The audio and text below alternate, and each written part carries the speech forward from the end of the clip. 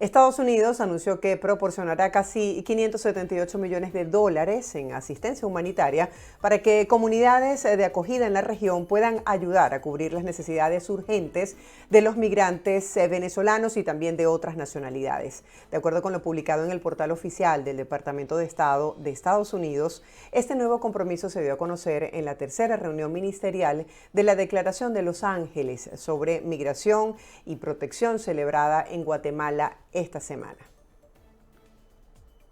Cambiamos de tema. El Consejo Nacional Electoral en Venezuela ha publicado ya el tarjetón oficial para las próximas elecciones presidenciales en el país del 28 de julio. Esto está en su página web. La noticia fue difundida por el periodista y especialista en la fuente electoral Eugenio Martínez a través de su cuenta en la red social X. El tarjetón preliminar que se dio a conocer el pasado 8 de abril, presentaba a 13 candidatos. Sin embargo, tras las sustituciones de postulaciones, el tarjetón quedó establecido ahora con 10 aspirantes. Los candidatos son Nicolás Maduro, Edmundo González, Daniel Ceballos, Benjamín Rauseo, Javier Bertucci, Enrique Márquez, José Brito y Luis Martínez. La cara de Nicolás Maduro, abanderado del PSUV, ocupa toda la primera fila y aparece un total de 13 veces, la misma por partidos que le apoyan. Por su parte, Edmundo González Urrutia, de la oposición mayoritaria, ocupa el centro de la segunda y tercera fila por la MUD, también por otros partidos que le apoyan como Un Nuevo Tiempo. Luis Eduardo Martínez, por cierto, se mantiene a la izquierda de las tres últimas filas y aparece 6 veces en la boleta. Antonio Ecarri tiene el lado derecho, ocupando 5 espacios. Daniel Ceballos sale 2 veces en el medio de la segunda y la tercera fila. Amigos, María Corina Machado y el candidato presidencial de la plataforma unitaria, Edmundo González Urrutia, afirmaron que están trabajando juntos para enfrentar los retos de cara a la elección presidencial. Escuchemos lo que dijeron. What we're living in Venezuela is unique.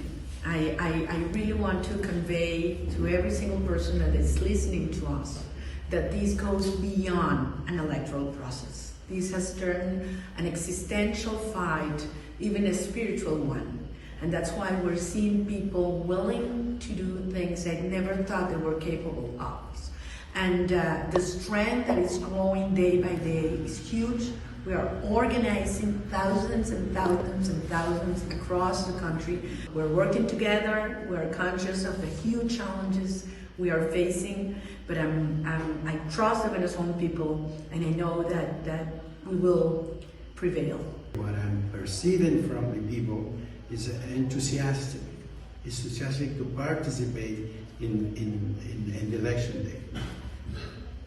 This morning we received some delegations, some organizations from the center of the political spectrum, from the left of the political spectrum, and also very motivated and willing to give us the support and the support of the organization to have a broad coalition. Las declaraciones las realizaron durante la edición número 54 de la Conferencia de Washington sobre las Américas, donde también participaron otros líderes políticos, miembros de la comunidad diplomática e invitados especiales de todo el hemisferio. Por cierto, que en esta conferencia también participó el canciller interino de Colombia, Luis Gilberto Murillo, quien aseguró que su país busca una transición tranquila tras las elecciones presidenciales en Venezuela o de cara a estas elecciones. Escuchamos lo que dijo. 28 de julio. En la 54 conferencia del Consejo de las Américas, Murillo habló sobre los esfuerzos del gobierno colombiano para garantizar la transparencia en las elecciones presidenciales venezolanas y aseguró que el gobierno del presidente Gustavo Petro ha conversado con el oficialismo y la oposición en aras de que los comicios sean justos, competitivos y libres. El funcionario aseguró que el gobierno colombiano intenta ver si todos los candidatos pueden llegar a un acuerdo para brindar algún tipo de salvaguarda o garantías durante el tiempo posterior a las elecciones venezolanas para que todos los ciudadanos puedan participar libremente y tener la certeza de que después de los comicios habrá un proceso democrático. Además, lamentó que de momento no hay ningún acuerdo al respecto por parte de los factores políticos venezolanos a la propuesta del mandatario colombiano. Seguimos en Caracas porque el candidato presidencial del partido Lápiz, Antonio Eckarri, aseguró que la ley de pensiones perjudica al sector de la pequeña y mediana industria en el país. Pudiese perjudicarlo porque dice que mientras el Estado pues no importa o no aporta nada, este es el sector donde recae el mayor peso. Vamos a escuchar qué fue lo que dijo. Según Antonio Eckarri, con el 15% que deberán tributar las empresas sobre sus nóminas, tampoco beneficia a los pensionados porque solo recibirían mensualmente $9 adicionales a los poco más de $3 que reciben actualmente. El primer vacío que tiene la ley es quién va a administrar este fondo. No sabemos quién va a administrar el fondo que se crea o los fondos que genera esta contribución especial que aprueba la Asamblea Nacional. Estamos rompiendo el principio de la igualdad al excluir al principal patrono de este país de la contribución, que es el Estado venezolano. El impacto de la nueva ley es mucho el impacto, mucho el daño y bajo rendimiento. El salario mínimo hoy por hoy está en 130 bolívares. El cestatique socialista en 40.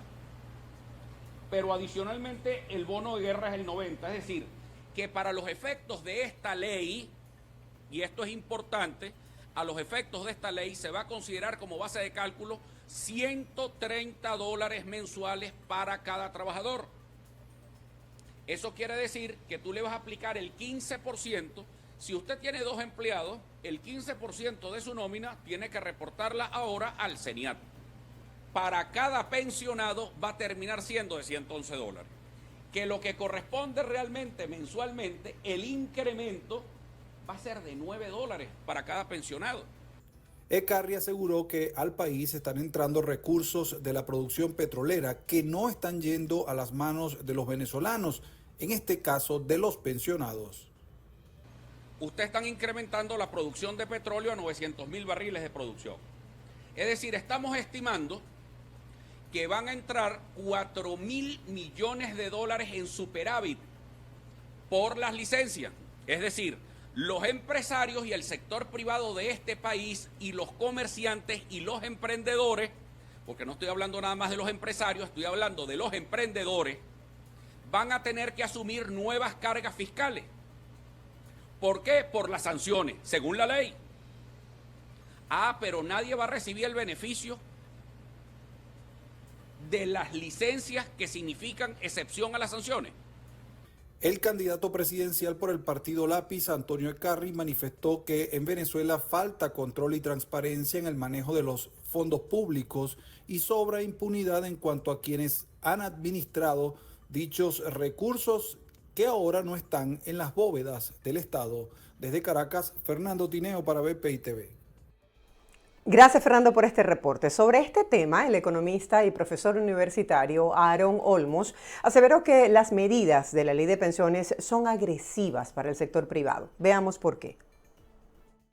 Son agresivos. Al final de cuentas, el sector privado va a resentir el hecho de un impuesto más, ¿no? O una alícuota más, o un aumento más.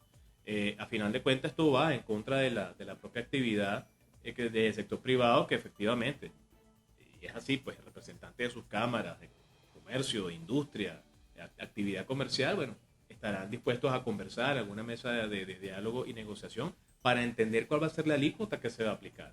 Porque entonces son los impuestos nacionales, son los municipales, son los servicios de las alcaldías, es el tema de la recolección de desechos sólidos, pero también es el pago a proveedores, es el aumento de precios en moneda extranjera, es el pago de la nómina. O sea, muchas empresas solamente están generando ingresos suficientes para pagar nómina, sus obligaciones, y escogen a qué proveedores, qué semana y qué quincena están pagando, porque lo que están generando, evidentemente no todos los sectores es igual, pero lo que están generando tiende a ser también insuficiente desde el punto de vista del avance del tipo de cambio, que si bien habría que ver, el bolívar se ha depreciado en lo que va de estos 4 meses, 1.67. Es decir, que de alguna manera el tipo de cambio está volviendo a tener una senda al alza, está comenzando a crecer otra vez, luego de haber estado estable entre 36 y 38 bolívares el oficial y inoficial. Ya estamos viendo que está comenzando a crecer un poco por incertidumbre del tema de las sanciones, incertidumbre política, y bueno, ya se dio la noticia del del salario ya sabemos que no varía mucho, pero sí va a tener un impacto sobre la liquidez. Pues. Justo en horas de la noche de este miércoles, Maduro firmó la Ley de Protección de Pensiones y exhortó a los empresarios a apoyarla. Escuchemos sus declaraciones. Y ahora entonces con esta ley, el empresariado tiene que dar un paso en los principios de la justicia social, la justicia tributaria y la necesidad de la estabilidad social para aportar un porcentaje importante del monto de lo que pagan de nómina real para que ese dinero vaya a un fondo y poder elevar las pensiones y el ingreso integral de los pensionados, de los abuelos y abuelas. Procedo a firmar esta ley de justicia tributaria, de justicia social. Solo en revolución es posible. Continuamos a esta hora con más información. Óscar Mesa, director del Centro de Documentación y Análisis Social de la Federación Venezolana de Maestros, indicó que el costo de la canasta básica para una familia de 5 miembros fue de $1.200 para el mes de abril de este año 2024. Les explico. Mesa precisó que el costo es el doble de la canasta alimentaria debido a que se incluyen gastos extraordinarios como es el caso del transporte, educación, servicios públicos, entre otros rubros. El gremialista señaló que el salario mínimo debería cubrir los costos asociados a la canasta básica. Sin embargo, opinó que en el país esto no sucede. El vocero expresó que el poder de compra del salario mínimo no se aumenta por decreto desde el año 2022. Agregó que el Ejecutivo Nacional debe desistir de imponer restricciones a las empresas y promover un desarrollo económico que permita un aumento de sueldo.